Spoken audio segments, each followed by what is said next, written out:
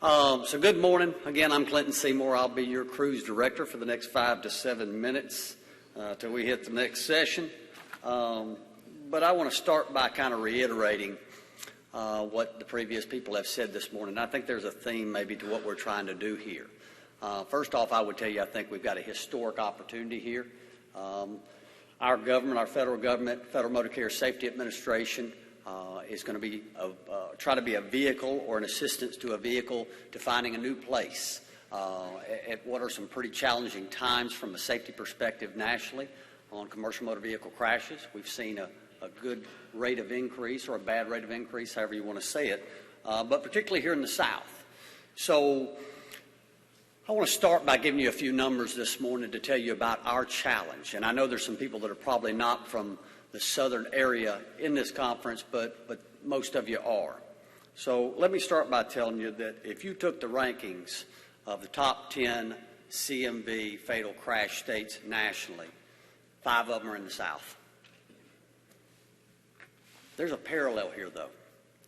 If you look at the economic development rates or the population net gain growth nationally, you'll find 5 of the top 10 states with the highest rate of growth economically and population-wise are also in the South.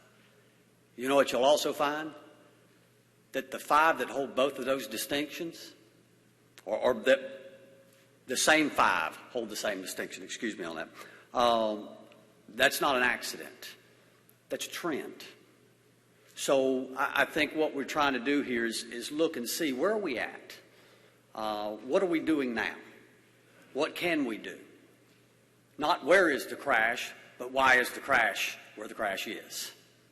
And I hope you take this program throughout the next 2 days and look at ourselves and figure out whether we're in the top 10 or not.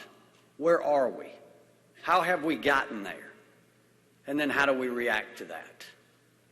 Is our current way of doing business the right way? Can we be more innovative? So I just ask you to keep your mind open. So I don't stand up here all day long because you're going to have to also deal with me this afternoon on some maybe future analytics.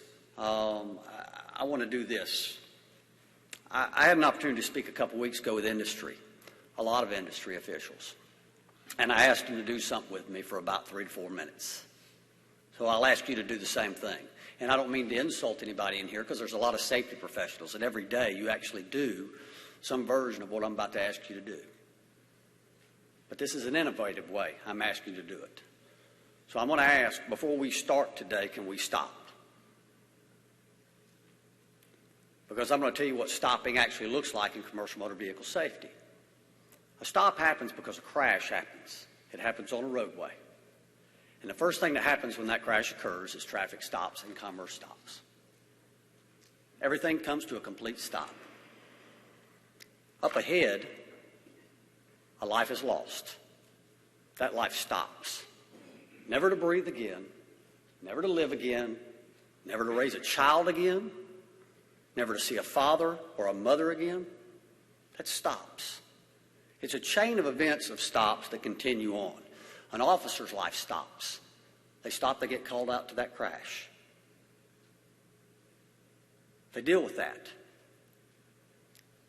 Then another stop happens because that officer, and many of you in this room have done this. They call a relative. They deliver a death notice. And guess what happens? The life of the person that receives that information is that loved one, and their life stops. It stops completely momentarily, for whatever length of time that is, while they deal with that tragedy. But the truth is their life stops for the rest of their life in some version. If you've known anybody that's been involved in the loss of a loved one's life, it's a permanent stop. And then that person starts to call other relatives, and their life stop.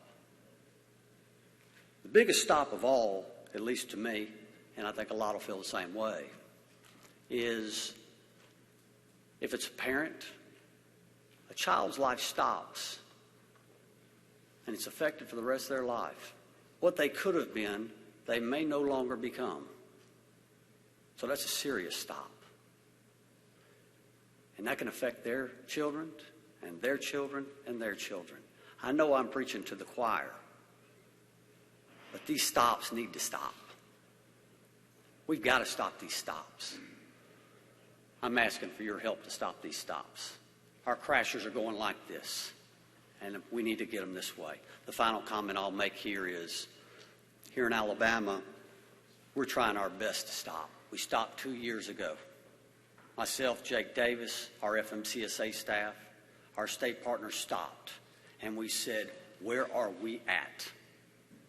We found ourselves at number 7 nationally. We're a small state. Number 7 nationally in CMV fatal crashes, so we stopped. And there's a lot of good things we were probably doing.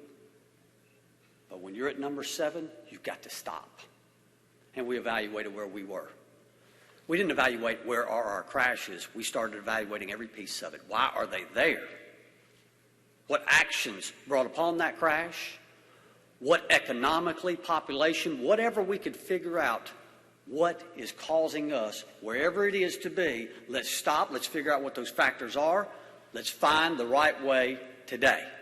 Resources, best use of grant money. Do we need personnel? Where do we need our personnel? What technology do we need? And then a lot of what this conference is about. We've got great analytics. Are they the right analytics for today? Because the analytics we have are from 15 years ago. 15 years ago, our population was about 20% less than what it is today in this state. Our economic growth rate is 14th nationally in a small state. So guess what? We're not a small state anymore. And we didn't have a small problem. So we stopped. So I'll stop. Stop with me if you would. Open your mind the next couple days. Leave out of here if you would. Let's stop. Let's find the right way. Thank you.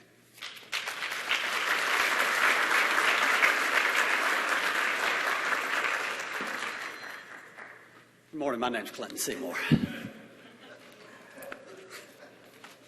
I forgot I'm emceeing as well. So our first real presenter of the morning on content is a two-man act. Mr. Tom Keane from FMCSA, Mr. Darrell Ruban from FMCSA will talk a little bit about some version of what the future direction of FMCSA is, what we hope that you'll join us on in our journey. So we'll start with Mr. Tom Keane. He's currently the executive, well, no, he's not that. Tom Keane, I can't keep up with his positions. Everybody knows Tom Keane, first off. Let's start there. Tom Keane has held 27 positions with the Federal Motor Carrier Safety Administration. But today, he's the Associate Administrator for the Office of Research and Registration. Welcome to the stage, Mr. Tom Keane.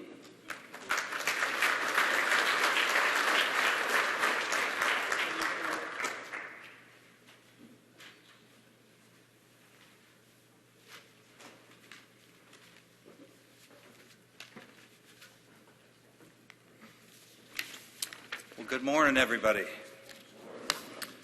And Clinton, I really appreciate that promotion, so thank you. Either that or I can't seem to keep a job in FMCSA, so we'll see. No, thank you very much. It is a pleasure to be here. In fact, it's a pleasure to be anywhere right now, seeing people in person. So, but it's particularly nice to be here. Rhonda, the hospitality of the staff has been great, and really appreciate you organizing this and bringing us down for this purpose. Clinton really said it just very well. There's a purpose to why we're here, and I'll get to that in a minute. First of all, I do want to apologize. The Deputy Administrator, Robin Hutchinson, and Jack Van Steenberg, our Executive Director, were unable to be here. They had planned to be here.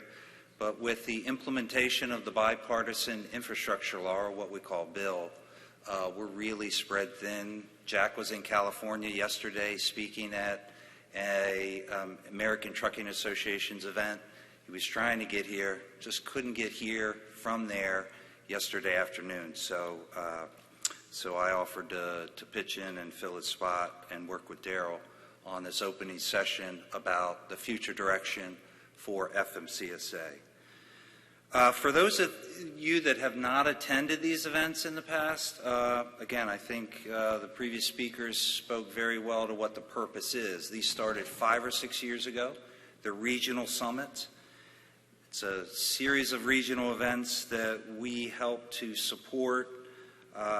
And the purpose is really to bring together a more diverse group of safety stakeholders, get out of our respective silos, and talk about different ideas, new ideas, from our state CMV enforcement agencies to the industry, to the university research community, to nonprofit organizations, as well as our state driver's licensing agencies, all of whom are here today, really with a focus on collaborating across those silos, developing new partnerships, you heard that, working on new relationships with the whole intent of identifying some new solutions to what is this very serious commercial vehicle safety problem that we're dealing with now. And it certainly is a challenging time to be in commercial vehicle safety. For me, first and foremost, we're awaiting the most recent or initial projections for highway fatalities for the calendar year 2021 from the official, within the US DOT, the official organization that publishes the fatality numbers, and that's the National Highway Traffic Safety Administration. They're about to release their initial projections on fatalities in calendar year 2021. You know, the last several years have been extremely challenging from a highway safety perspective. You heard that today already. And it is a call to action. And we are calling you to action with us, arm in arm, shoulder to shoulder, to really think of new solutions and new ideas to solve this problem. We were fortunate in calendar year 2020 from the commercial vehicle safety side that we saw a reduction in fatalities relative to 2019. But in the early numbers I'm looking at for in the data that we get in FMCSA, that was a brief respite. The numbers are up again. And overall traffic fatalities outside the non-CMV or in the non-CMV world continued to increase in 2020. So I'm not expecting the newest numbers to be any better. Whether it's the emergence of the pandemic, working through that, and by the way, thank you to all the frontline staff in the room today, those state CMV enforcement agencies, the industry, who had to work through the pandemic, whether it's delivering goods safely, medical supplies, supermarket goods, thank you. The state CMV enforcement agencies who couldn't take time off to do meetings via Zoom. They had to be at the roadside inspecting, conducting traffic enforcement, thank you. These are really stark examples of the challenge we're up against and the difficulty of our work right now. And while very challenging, it also presents some significant opportunities for us. And I'll get to that in a minute. Really, it's two pieces, two documents. One piece of legislation, I talked about the bipartisan infrastructure law. I'll go into a little detail on that, or what we call bill, which provided significant new funding resources, not only for FMCSA to build our personnel, expand our programs, but also our state motor carrier safety assistance program, or what we call MCSAP grantees. There's a lead agency in every state. Their job is to set up and maintain a commercial vehicle enforcement program. And then not just MCSAP, but throughout our discretionary grant programs. That's one. The second is the National Roadway Safety Strategy, or NRSS for short. I'll talk about that in a minute. But in terms of bill, really the executing the elements of bill, and I'll go into a little of the detail next, is a challenge for FMCSA. There's a lot of growth here. But as I said, it's an opportunity for us, not only to invest in a once-in-a-generation opportunity in America's infrastructure, but also jobs and, most importantly, in safety. We're seeing unprecedented increases in the funding for FMCSA and our state partners. For instance, or specifically, a $1.5 billion increase in funding over 5 years, $470 million just this year. That's a lot to swallow at one sitting, and we will do our best. We'll work with the states very closely. In particular, a 60% increase in MCSAP funding in this bill, and then, as I said, increases in our discretionary grant programs across the board. So this is good for safety. This creates an opportunity. It's a challenge in itself to get this implemented and successfully implemented, but it also presents a great opportunity to improve safety in the commercial vehicle safety world. In the rulemaking area, FMCSA has announced its intention to undertake a series of rulemakings in the interest of safety.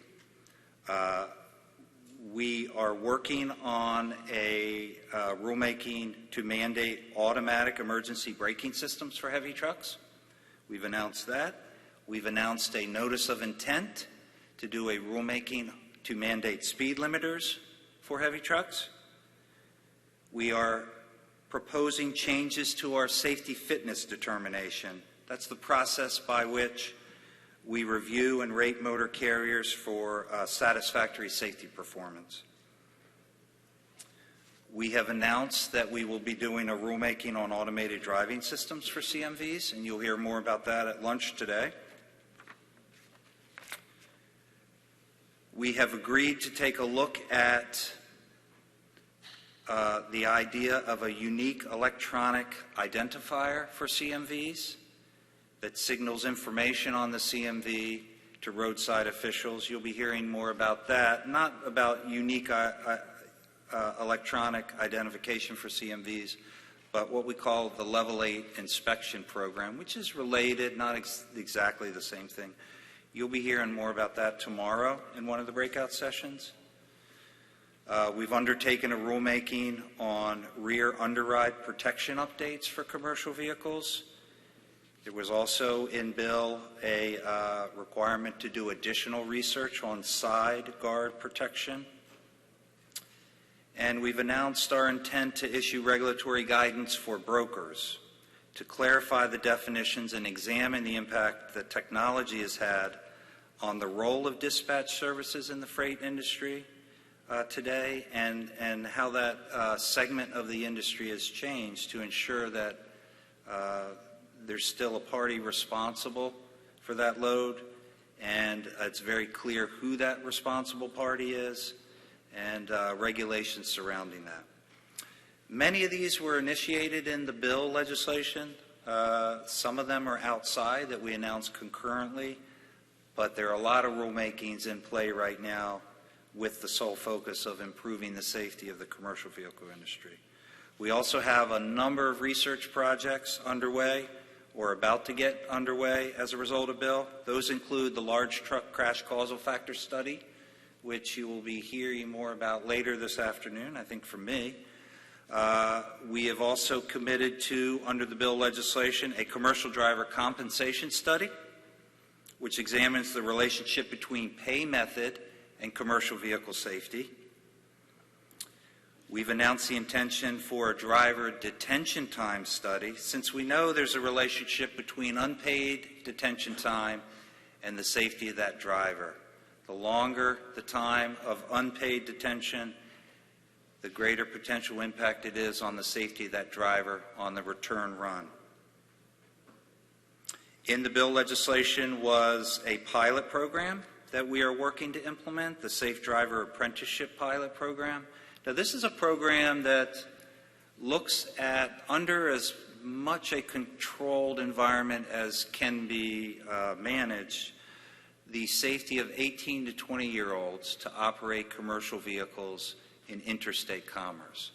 But this pilot program comes with a lot of requirements for the motor carriers participating, including a whole host of technology mandates for in-vehicle cameras and other technologies that these drivers have to operate with, and under the apprenticeship of an experienced driver for 400 hours minimum. So we are doing the best we can to set up a safe program, and we are monitoring it closely. You'll hear more about that this summer as we begin to launch that program. In bill was also the requirement for us to establish a truck leasing task force to examine common truck leasing arrangements, including lease purchase agreements, and the impacts that those have on the net compensation for drivers, because that all feeds indirectly into safety. So these are opportunities, many of which directly or indirectly provide an opportunity for us to improve CMV safety. And you'll be hearing more details about this over the next 2 days. As I said, it's a real opportunity, but a challenge for us to implement because it's a lot for FMCSA in terms of our workload. But not only us, but the states. You know, you heard it earlier today, and it's true. We've been talking to the states extensively over the last several months since the passage of this legislation.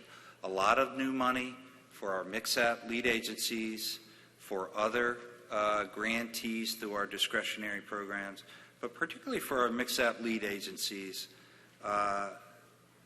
It's no secret they're having trouble with hiring to fill their academies. It's just the state of the world right now. We're all having that difficulty. And since much of the MCSAP funding is utilized to establish and maintain commercial vehicle safety units, so much of that funding goes to support the time that those inspectors, uniformed officers, spend conducting investigations, roadside inspections, traffic enforcement, strategies that we know reduce CMV crashes. These are real challenges for us to implement the bill legislation.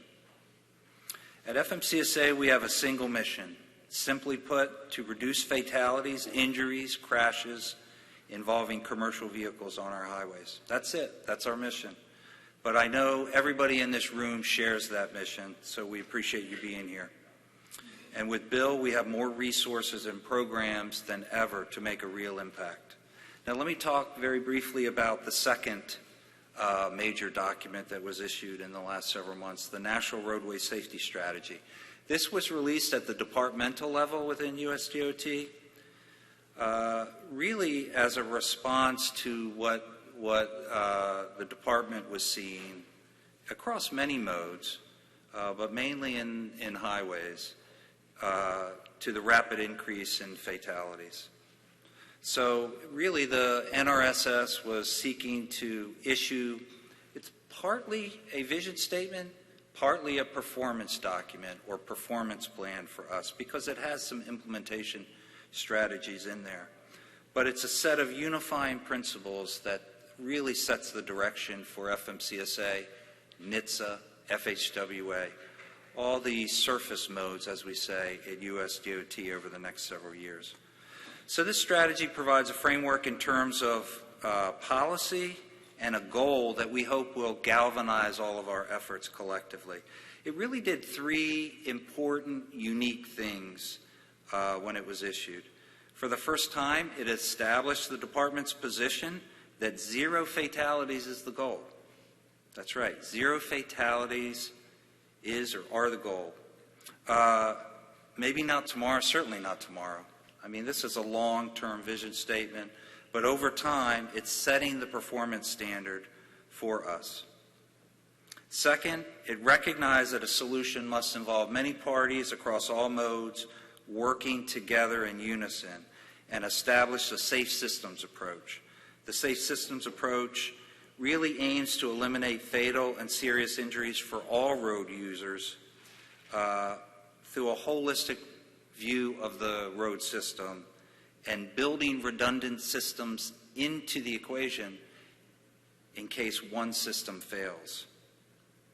And third, it recognizes that USDOT cannot achieve this mission alone. So there's a call to action in there to our safety stakeholders. You heard it very eloquently from Clinton this morning. I'll reiterate it. It's a call to action to you, the people in this room. FMCSA, USDOT cannot do this alone. Not only do we need your input and feedback in sessions like this, that's why it's important for us to take time to be here to talk to you and to get new ideas, but also for you to undertake some of the action items yourselves. Take leadership. As Clinton said, they did it here in Alabama, and we are preaching that message across the nation. Reassess your programs, the effectiveness of those programs, the efficiency, the focus on saving lives, reevaluate and recalibrate as necessary.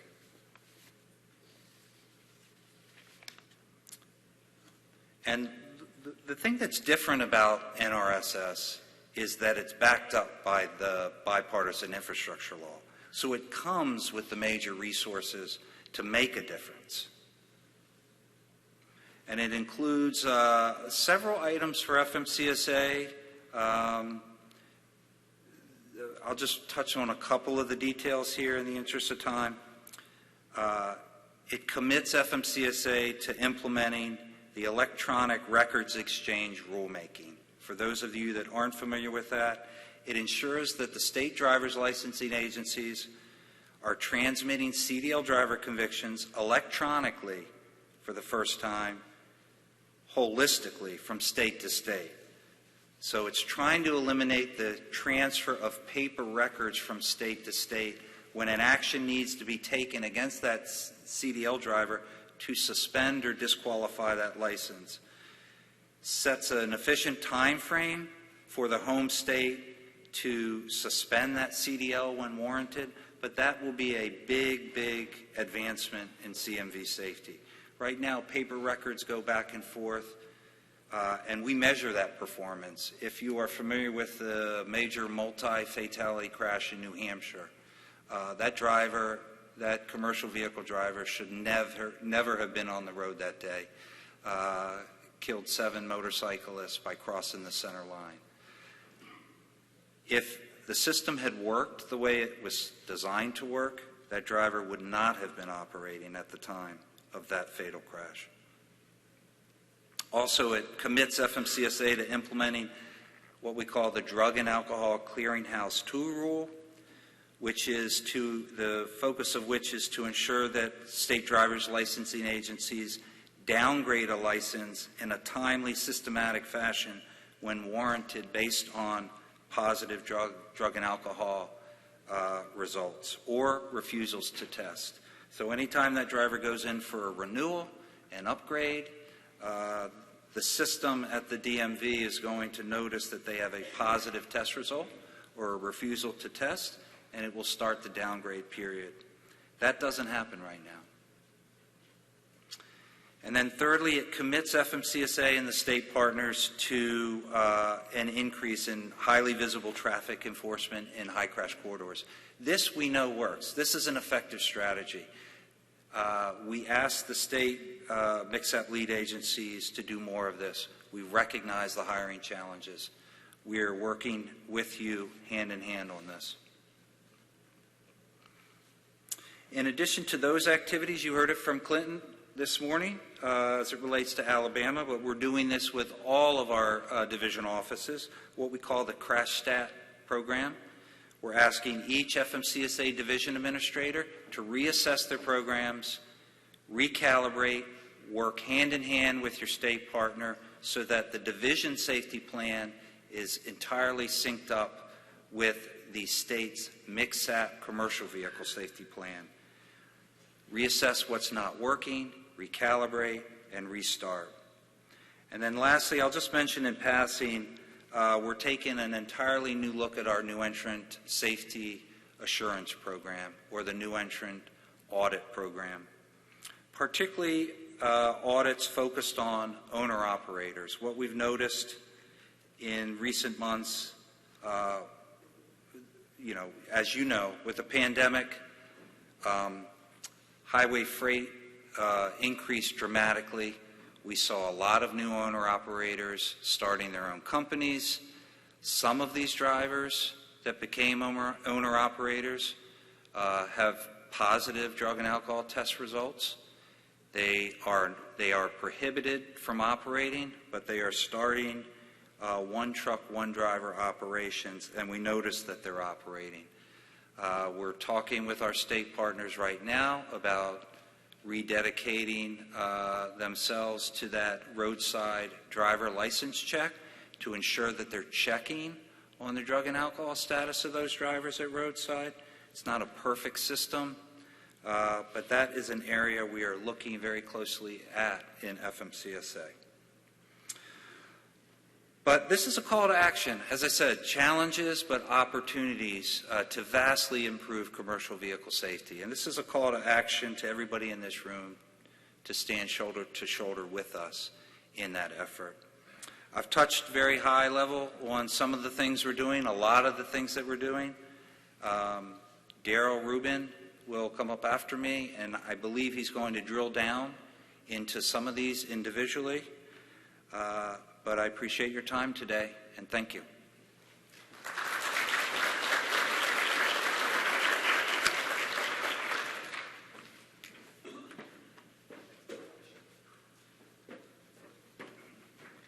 Hello again. Excellent job, Tom. I next want to invite Mr. Darrell Ruban up. Most of you, I think, know Darrell.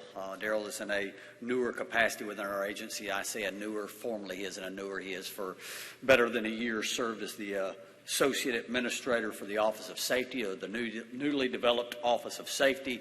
Darrell's going to share with us a continuation of this same message as Tom alluded to.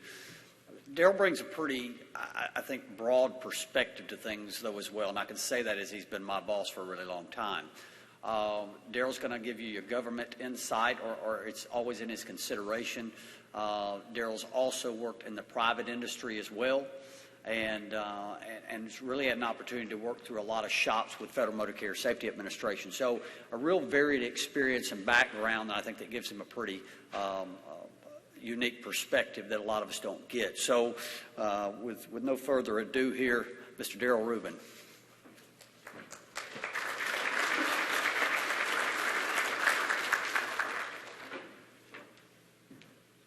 Good morning, everybody. So you've had a lot of great speakers already this morning. I'm going to do my best to try to keep up, not have you fall asleep, because I will call you out. Just kidding. I'm going to try not to be too repetitive to things that have been said already this morning, but there's some things that I definitely want to reemphasize and maybe get a little bit deeper into. But I want to share just some terms that I've already heard this morning that hold true with me and my office. And I want to repeat them not as terms, but then I'm going to ask a question. So we've heard about opportunity. Everything we're talking about in these 2 days is potential opportunity, regardless of where you sit, what part of industry, law enforcement, et cetera, that you're in, or universities. We talk a lot about partnership and collaboration, but what does that truly mean? We say it, but we have to act upon it and make it mean something, right? So what I would ask everybody in this room for this kind of call to action for today and tomorrow, ask yourself, where do I or where does my organization fit in to all of these different things that we're talking about? What do we need? What kind of support do we need? What recommendations, ideas do we have? How do we partner and collaborate with others to do more to save lives? For me, that's the starting point. We're the federal government. We get asked every day, what are you doing? What are you doing? What are you doing? And we provide answers to that. But we have to do it with all of you in this room. Otherwise, no one of us will ever be successful. So that's my kind of ask for all of you, is when we talk about opportunity, partnership, collaboration, where do you fit in? Where would you like to fit in? And how do we help each other get to those different places? So I'm going to get into a little bit of things that have been brought up. I want to just add one more piece, again, that you've kind of heard this morning. So why are we here this week? And first, let me just say thanks to Rhonda and the University of Alabama for hosting this, for putting this together. This is an opportunity by itself for us to do more and come together and figure out better ways to do things. But it takes action, and you've got to have a goal that incorporates results. You've got to know what your goals are, what your expectations, and what you're striving for. For me, and this is a term in the South we've used a long time, Tom talked about the agency's mission. We're in the business of saving lives and preventing commercial motor vehicle crashes and incidents. So just the semantics and terminology is to save lives, you've got to prevent something from happening, not just react to it after it happens. Anybody can do that, and that's challenging in itself. I'm not suggesting that's easy work. That's very, very difficult work, but we got to put ourselves in the position of knowing what results we're chasing and preventing things from occurring. So in FMCSA, kind of building on some of the things that Tom talked about, you all know Secretary Buttigieg is the Secretary of Transportation. He's got 3 core fundamental values that all of DOT operates within. That includes safety, infrastructure, and innovation.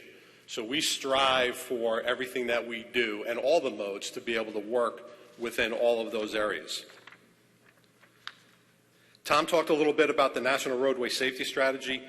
I'm just going to add to it because obviously anything that we talk about goes a little bit deeper, and we could talk hours probably on any one particular subject.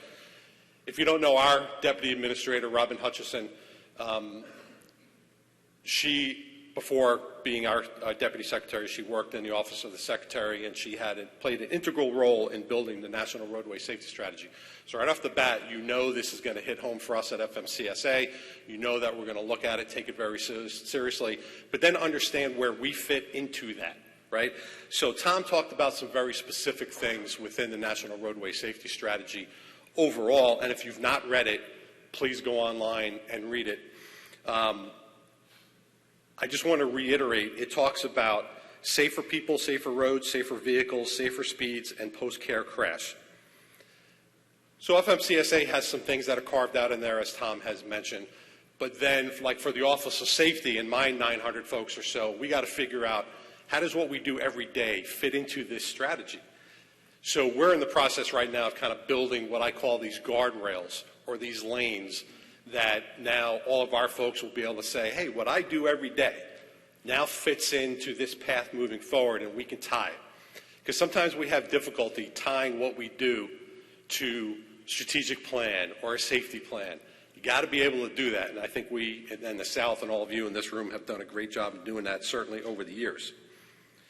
So as we continue to launch programs to improve existing programs, we'll consider each of these as our foundation of principles to guide our work moving forward.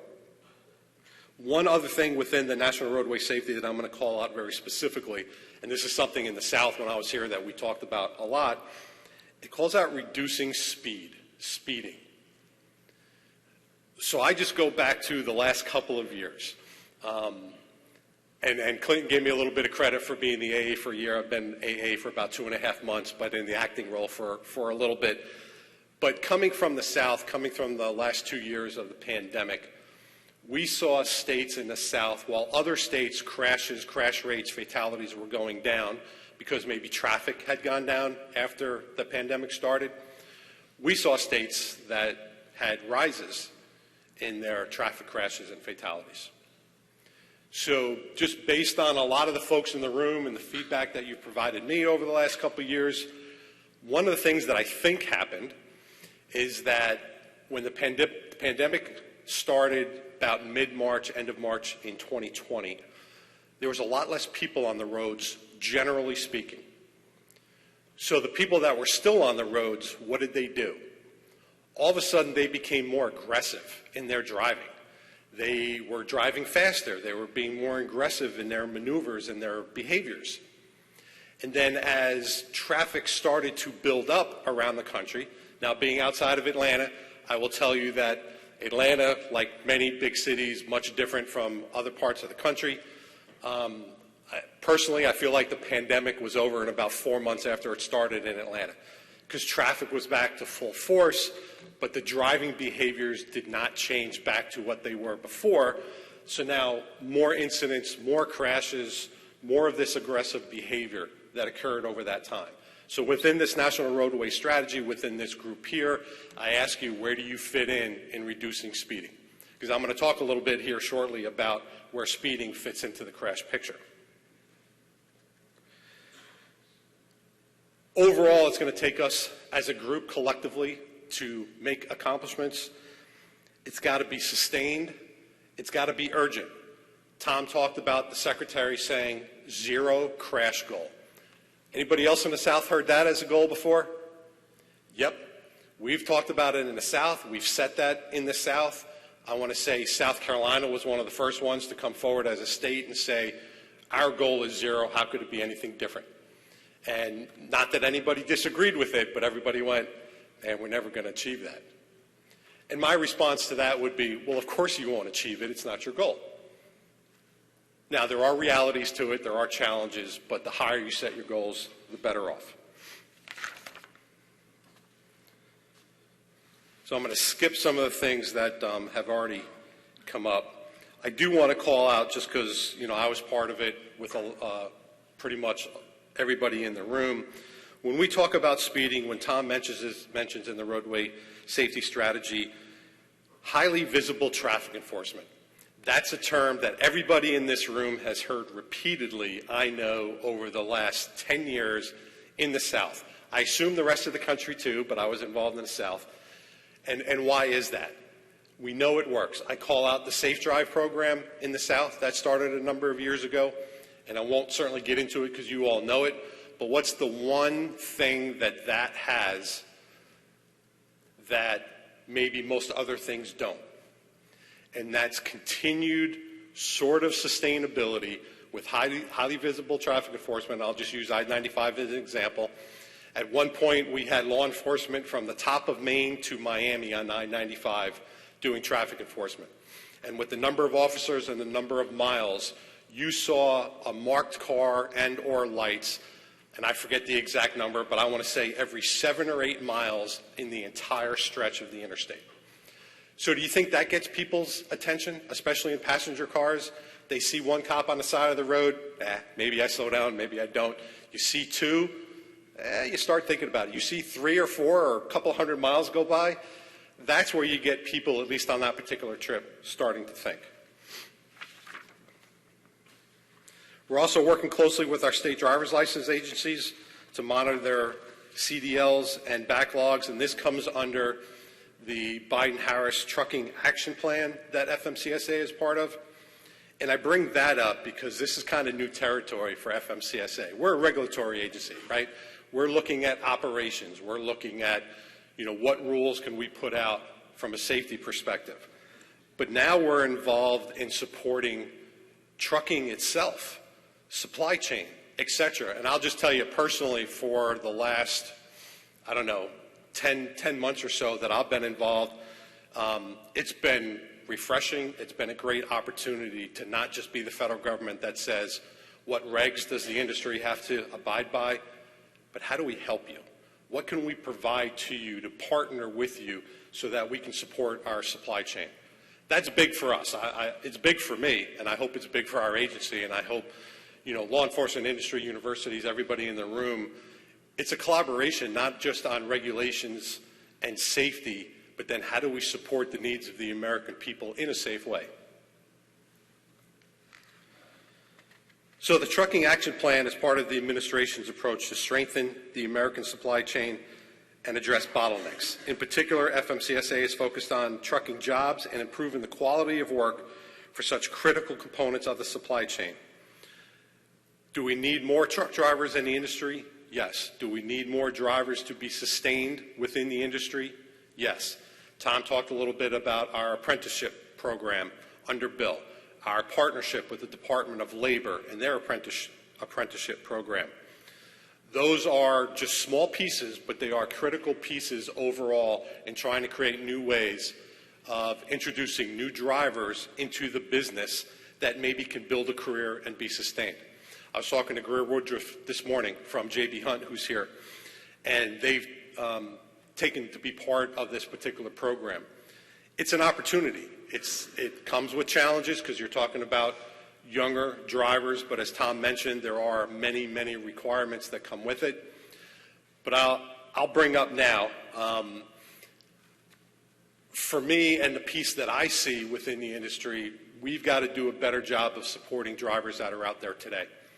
Shippers, consignees, they got to provide, places to use, restrooms, food. I mean, just the basics of life to help support that job so that those drivers don't get frustrated and leave the industry. Why do I say that?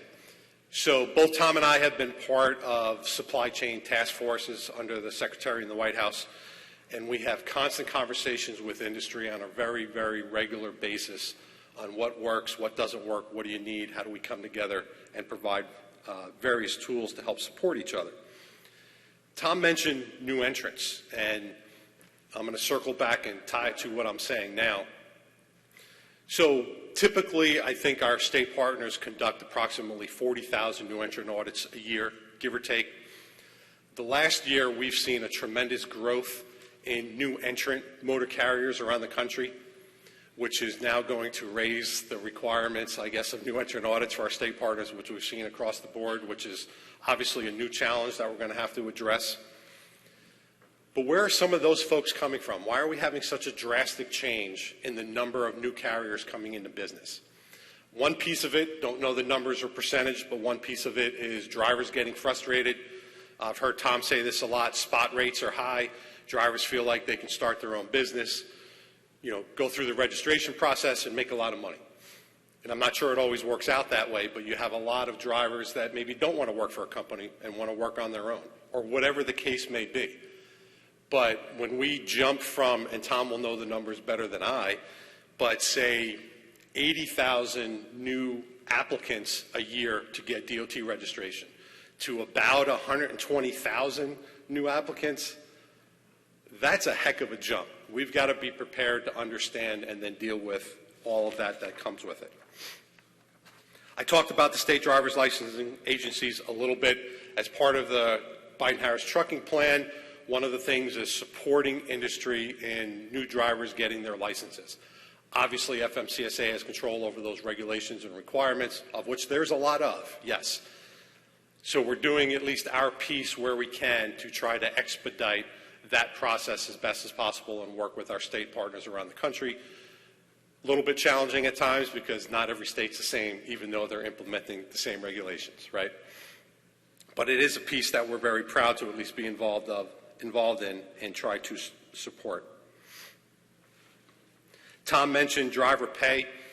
I only bring it up again because I know in my conversations with industry and drivers leaving industry or the quality of jobs, there's not a lot of companies, and maybe there are, and I just not aware of them, but driver pay comes up constantly, or overtime, or sitting and waiting, idle time. My kind of specialty on the supply chain has been the ports, and you hear on a daily basis how long drivers have to sit and wait, front end, back end, whatever, and they're not being compensated for that time. But if you go to, any other industry in the U.S., people are typically paid for those hours, right? So it's kind of new ground for us, but I think it's groundbreaking for us to be involved in this process and to be able to hopefully, through the outcomes, support industry growth in a way that makes people want to come into transportation rather than losing people. So I'm going to dig a little bit deeper, and Rhonda, if I start going too long, let me know, all right? Give me a heads up because I got a few things to cover.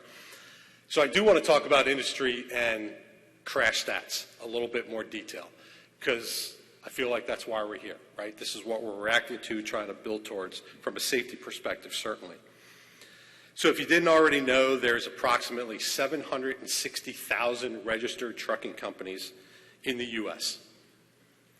That number certainly has grown since I started with FMCSA more than 30 years ago and continues to grow. There's 13.5 million registered large trucks in the U.S. that carry 11.7 billion tons of freight in 2020. Just to put in scope what we're talking about when we start trying to address safety. 6.4 million regulated CMV drivers. 317 billion vehicle miles traveled in 2020. So when we talk about safety, it has to be collaborative. It has to take all of us because the amount of vehicles, the amount of miles, just the overall, the scope is huge. So going back from say 2016 to 2020, large truck and bus fatal crashes.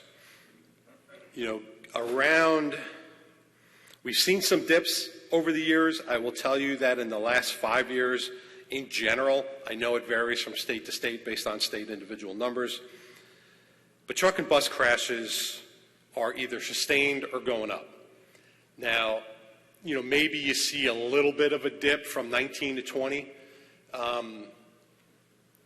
I'd say that's more sustained. And 2020 in a year when we had pandemic, right?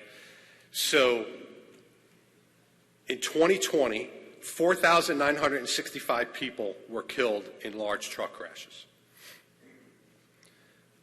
Basically a 1% decrease from the year before. We'll take what we can get for sure, but that's, for 2020, it's a tough number. 71% of the occupants that passed were in other vehicles. So like Clinton said, let's just stop there for a second. One of the challenges we've had in FMCSA, I think my entire career, has been how do we address the passenger car drivers? We don't regulate them per se. Of course, states regulate everybody who operates on the roadways. But from an FMCSA perspective, we regulate large vehicles. But if we know every year anywhere from, 50 to 65% of the crashes are caused by passenger vehicles, what else can we do? So we have a lot of conversations about signage on the roadways. We have a lot of conversations about, let's take our high visibility traffic enforcement, and those that have been around for a while know that we started the TAC program, 20 years ago now, maybe a little less, where we started allowing the use of our funding to then target passenger vehicles that were operating unsafely around large vehicles. That was our connection. I know when we talk about our Safe Drive program here in the South or any of the operations around the country, we can do better with partnering with NHTSA, Governor's Highway Safety officials, et cetera, in putting our resources together. That doesn't mean all at one time necessarily, but as we've said before, any operation that's visible on the roadway helps from a safety perspective. Even if you're doing, a 15-mile where you're targeting seatbelt use, or you're targeting DUIs, or anything else, drivers see that. They don't know why that light is flashing. So the more sustainability we get in that area, the better off we are. Fatalities overall in crashes continue to rise. Not just fatal crash numbers, but the actual number of fatalities. We've got our work cut out for us. Clinton talked a little bit, especially in Alabama, about economics, growth and population. A couple years ago, we spent a little bit of time in the South looking at the movements across the country of people. Where are they moving from? Where are they moving to? What's our highway miles look like? Where's our traffic bottlenecks, et cetera? I don't think it's changing, but everybody's coming south. For one reason or another, people are coming south. Now, they're going other places too, don't get me wrong, but the South has been growing and growing and growing. And again, just using Atlanta as the example, and I don't know about the last year or two, other folks from Georgia could certainly jump in and let me know, but Atlanta seems to be, for a number of years, in the top 1, 2, or 3 in economic growth, the amount of population growth, and then everything that comes with that from an infrastructure and traffic perspective. Two things I want to call out in crashes. One is very obvious, the other one may not be. And we talk a lot about this in FMCSA and try to figure out what else can we do, who else can we partner with and collaborate to prevent these crashes.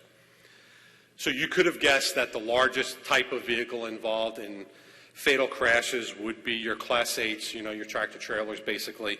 There's just more of them. It seems like they're putting more miles on the vehicles. But if you had to guess what the next highest percentage involved in fatal crashes from a type of truck, the size, the weight, the class, whatever you want to call it, what would you think that would be? We called out Class 8 as number 1. What do you think is number 2? Yeah, and I know Jeff's got the answer, so I'm just waiting to see if anybody else knows. And again, shy group, nope. I've been with you all for many years, so I know you're not shy. I'll just come out and say it, not to put you on a spot. So it's the class 3 vehicles, like Jeff has said, which are the 10,001 to 14,000 pound vehicles. Not only are they the second highest, but they've increased in their percentage of fatal crashes each of the last 5 years. So again, take a moment to pause and say, man, what are we doing in our backyard about these types of vehicles? Do we even regulate them? I will tell you one of the issues we've had in FMCSA for many years has been, should we just regulate 26,001 pound vehicles and over and forget the rest? We've had those conversations, and people have said we can be more focused if we don't regulate those other ones. My personal opinion doesn't matter, obviously, but my personal opinion would be, how can we not? People are dying. I mean, I remember my roadside days. I targeted those vehicles, number one, because you didn't know who was behind the wheel, and you sure as heck didn't know what was on the vehicle, right? Those smaller vehicles, especially the rentals. So how do we just say, let's not worry about those?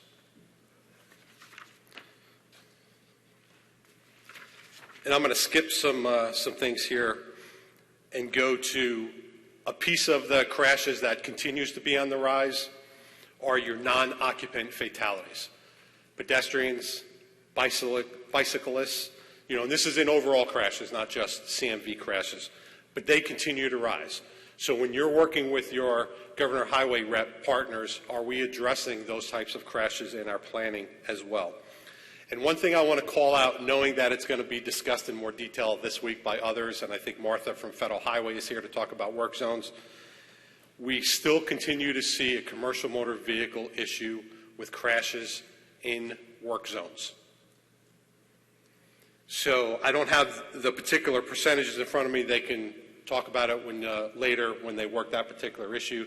But commercial motor vehicles are only a small percentage of the actual traffic in work zone, but yet the percentage of crashes that they have within work zones are actually pretty high, comparably. We've got to do more. And I know there's great states out here that have been and continue to do a lot of things in this area. Real quick, when we talk about crashes and why they occur, kind of going back to where I started with speeding and the National Roadway Safety Plan, I've got in front of me, I don't have it up here on a PowerPoint, but the top 10 driver-related factors for large truck drivers and fatal crashes in 2020. Number 1, speeding. Right? It doesn't take a brain surgeon to know that if a truck is traveling faster than it should be, if it has an issue, the results are going to be extremely bad. And it's usually the occupants of the other smaller vehicles that end up being the fatalities or injuries. Now, I say that knowing that trucking industry overall is great. There's a lot more better drivers out there than not. We as an agency, unfortunately, tend to focus on those that aren't as good as maybe they could or should be. Number 2, which I'll bring up, is impairment. And I bring that up because I would assume that most of you in the room would have thought that distraction would have been number 1 or number 2. Number 1, speeding. Number 2, impairment. So we're talking about fatigue drivers, drugs or alcohol. That remains a big problem. I've been the sponsor of our drug tag technical advisory group for the last 16 years. And we've got folks that are very specialized in trying to deal with industry in this particular area, and it's shocking to me every time when we either do a strike force activity or we look at the data and we find out how many people are still positive for something and operating, using something illegally and still operating. It's shocking to me that in this day and age there's still that large a number out there doing it. And I can confidently say that because I see it on a regular basis. And I do want to come back to clearinghouse in my remaining time, but I want to talk a little bit, expand on what Tom brought up about future of FMCSA. Of course, the high administrative level stuff, we have Ruban who's our deputy administrator, who will be going through confirmation hearing, whenever, anytime here in the future. We had Mirazoshi as our deputy administrator previously, so obviously we've got to work through and make sure that we're moving in the direction that they want us to move into. So some of that is still being figured out, but some of it's pretty obvious. And Bill, bipartisan infrastructure law, makes a lot of that pretty obvious for us. So Tom mentioned that there will not just be growth within the grant programs, but there will be growth in FMCSA's general operating funds, which will allow us to hire more personnel. So give or take, total FMCSA personnel on the Fed side is under 1,200. Over the next 5 years of Bill, we're allowed at this point still to hire an additional 300 plus personnel over the next 5 years for our agency, with over 200 of those being in my Office of Safety. So what does that mean for the future? Well, it's an opportunity for us to take a step back, assess what we're doing, how we're doing it, can we do it better, can we be more efficient and effective, two terms I use on a very regular basis. But out of the 200 plus that the Office of Safety is going to get, we should have 100 or more coming out to be investigators. So do we have an opportunity to have greater impact on safety? Absolutely, and that's how I'm looking at it. That's our opportunity. But we have to be smart in how we do it. So a lot more to come on that in the coming months, as we're really only in the beginning phases of being able to hire and having identified, and some of that certainly may change. One thing that I will bring up now that I'll make it quick because I know probably most of you in the audience are not interested. One of our big challenges in my office and FMCSA right now is dealing with household goods and brokers. You know, that's more of the economic side, consumer protection side of the house. I've taken a full stop and said, we've got to look at how we do business there 100%. And if we have to turn it upside down on its head and do it differently to do it better, then that's what we're going to do. Because we have a National Consumer Complaint Database that was built for household goods complaints. I mean, I think we're getting, 16,000 complaints a year, maybe in the 20,000s and growing. And we're not an agency that can deal with that in today's structure. So I've got to figure out with the team a better way of doing business. And if anybody wants to talk more about that, I'm happy to do so on the side. Just to reinforce a couple things that Tom said, Truck Leasing Task Force, Women of Trucking Advisory Board, two very important initiatives within FMCSA. I bring them up again, number one, because when we talk about truck leasing, I've been on a lot of phone calls, especially on the port side of the house with owner-operators, that the leases they have with carriers, they feel like are fraudulent, and they feel like it's rampant, within certain aspects. So we've got to figure out, where do we fall in the world of regulating leases? What should it look like? What's our role? How do we fit into that process?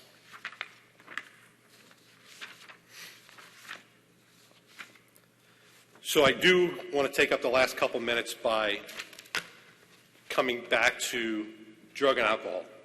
So you all know that we have a drug and alcohol clearinghouse. So when a driver tests positive, that information is uploaded into our clearinghouse. So the goal of the Drug and Alcohol Clearinghouse is to improve safety by identifying CMV drivers who have drug or alcohol program violations that make them ineligible to operate those vehicles until they complete the required process to go back through. I'm doing this because I want to share some numbers with you that I hope you see are a little bit staggering. Not shocking, probably, especially in today's day and age with laws around the country. But the clearinghouse provides kind of a central repository for this information, especially for carriers hiring new drivers. So to date, so the clearinghouse went operational January of 2020. To date, so this is good as of at least the end of April of this year, we've got over 2.8 million CDL drivers registered in clearinghouse. We've got over 130,000 positive tests or refusals, which would count as positive. 126,000 out of those 130,000 are for drug, probably not shocking there. About 56% of that 126,000 are for marijuana. Again, probably not shocking there. But I will just add that 1 out of 3 positive tests are for cocaine, meth, or amphetamines. So if we know we have a marijuana problem for probably obvious reasons, it's not the only problem. The number that I want to throw out to you is there's just under, out of that 126,000, actually out of the 130,000 total positives, just under 90,000 of those that have tested positive have not gone through the return to duty process. They are prohibited from operating on our roadways. Now, I bring that up for 2 reasons. One, if we know we have a bit of a drug problem in this country, always be aware, whether you're on the industry side, university side, law enforcement side, it's an issue that we have to address because it directly relates to safety. I don't think there's any argument there. The other piece is, as we talked about industry growth, sustaining drivers in industry, here's 90,000 drivers that could be on the road, potentially transporting products in the supply chain, hopefully in a good, safe, sustainable way. I'm not advocating in one way or another that they should or shouldn't. The realization is just under 90,000 drivers that are prohibited from operating because they've not gone through the return to duty process. That's a pretty big number, at least in the world that I live in.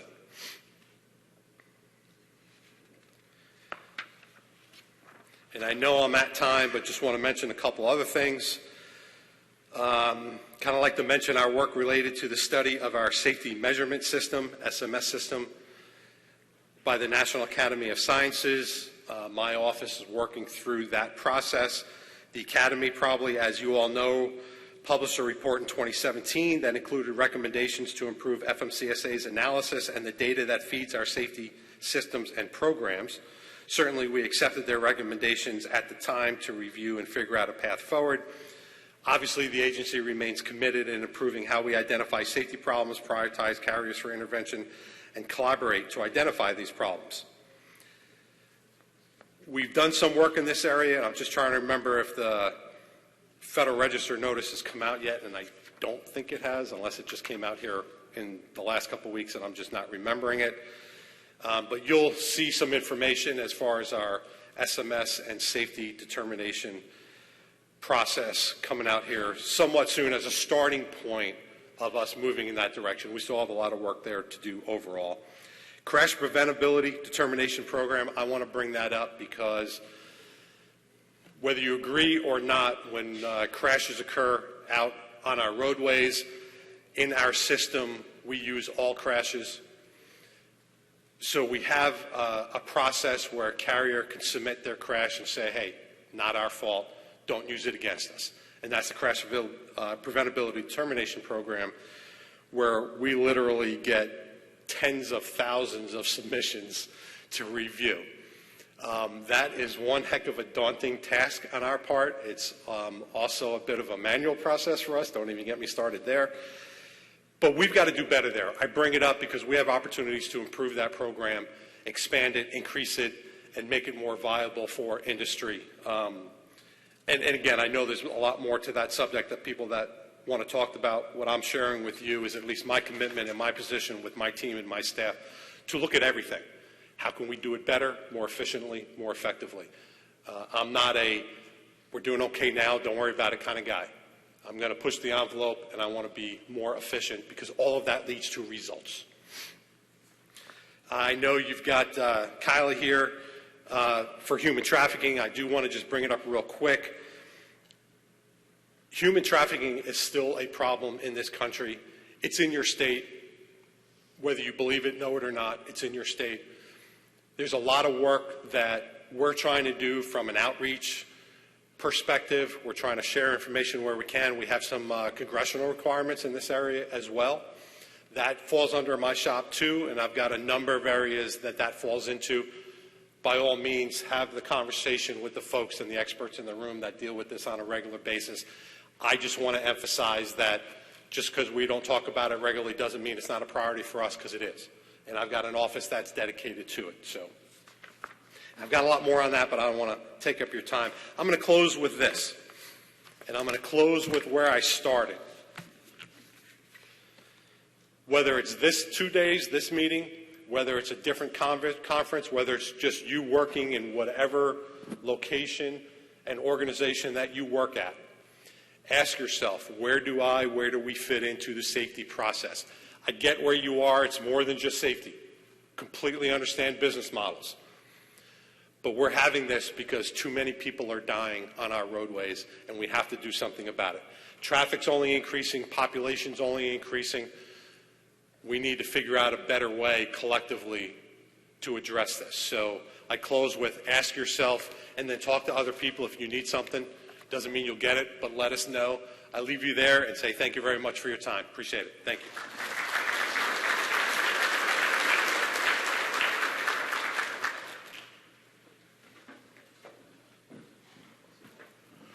Thank you so much, Darrell, and thank you so much, Tom. That was very insightful, and we really appreciate you all taking the time to be here, and we look forward to hearing more from you today and tomorrow. So we are going to take a quick break, come back at 10:45 for the work zone safety session. I just wanted to tell you that we do have, it's like an all-day beverage service, so the coffee is going to be there all day. There's other drinks, so help yourself anytime during the day to that. And I also wanted to mention that that is being sponsored by Pre-Pass Safety Alliance. Is Paul Claunch in the room? Paul, stand up, and thank you very much. We appreciate Pre-Pass Safety Alliance sponsoring that all-day beverage service. During this break, get something to drink. If you have some time, stop by and see our exhibitors back here at those tables. And it's all universities or nonprofits, and then we will come back at 10:45. You want to say something? No, you just want 5 extra minutes, just over 5. You're going to be at 9 minutes. Just tell them 10:50. Okay. Okay. You can take 15 minutes, so about 10:50 we'll start back.